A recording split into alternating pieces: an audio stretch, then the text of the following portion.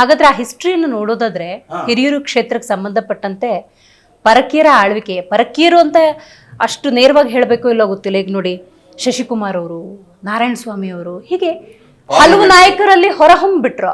But ಅವ್ರು ಯಾರಾದ್ರೂ ಸ್ಥಳೀಯರ ಇಲ್ಲ ಅನ್ನೋದು ಏನ್ ಹೇಳ್ತಾರೆ ಇದ್ರ ಬಗ್ಗೆ? ಯಾವ ತರ ಸ್ಥಳೀಯರಾಗಿ ನಿಮಗೆ ಭಾವನೆ ಬರುತ್ತೆ? ಮೇಡಮ್, ಇವತ್ತು ಪಾರ್ಲಿಮೆಂಟ್ಗೆ ಬರ್ತಾರೆ, ಬೇರೆಯವರು ಬರ್ತಾ ಇದ್ದಾರೆ. ತಮಗೆ ಗೊತ್ತು, ಕಳೆದ 3-4 ಬಾರಿಯಿಂದನೂ ಚಿತ್ರದುರ್ಗದಲ್ಲಿ ಯಾರೂ ಪರಿಶಿಷ್ಟ ಜಾತಿಯವರು ಸಮರ್ಥರಿಲ್ವಾ? ಖಂಡಿತ ಇದ್ದಾರೆ, ಸಮರ್ಥರಿದ್ದಾರೆ. ರಾಜಕೀಯ ಜ್ಞಾನವುಳ್ಳವರು ಇದ್ದಾರೆ, ಕೇಪಬಿಲಿಟಿ ಇರೋರು ಇದ್ದಾರೆ MP ಆಗೋದಕ್ಕೆ.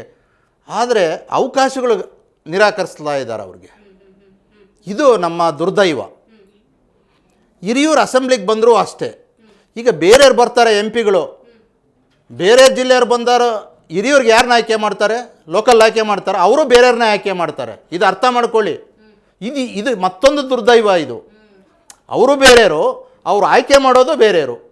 ಇದು ಇದು ಎಂಥ ವಿಪರ್ಯಾಸ ನಮ್ಮದು. ಅಂಥ ಅವ್ಯವಸ್ಥೆ ಒಳಗೆ ನಾವಿದ್ದೀವಿ ಅಂತ ಹಿರಿಯೂರು ಜನ ಗೊತ್ತಾಯ್ತು.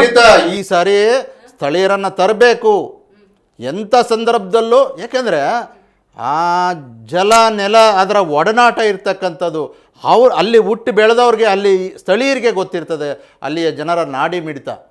ಯಾರೋ ಎಲ್ಲಿದ್ದನೋ ಬರ್ತಾರೆ, ರಾತ್ರಿಗೆ 4 ಜನ ಅವ್ರನ್ನ ಕರ್ಕೊಂಡು ಹೋಗ್ತಾರೆ. ಆ ಊರು ಅಂತಾರೆ, ಈ ಊರು ಅಂತಾರೆ, ಅವ್ರು ನಮ್ಮವರು ಇವ್ರು ನಮ್ಮವರು ಅಂತ ಹೇಳಿಬಿಟ್ಟು ಗೆಲ್ಲೋ ಪ್ರಯತ್ನ ಮಾಡೋದು.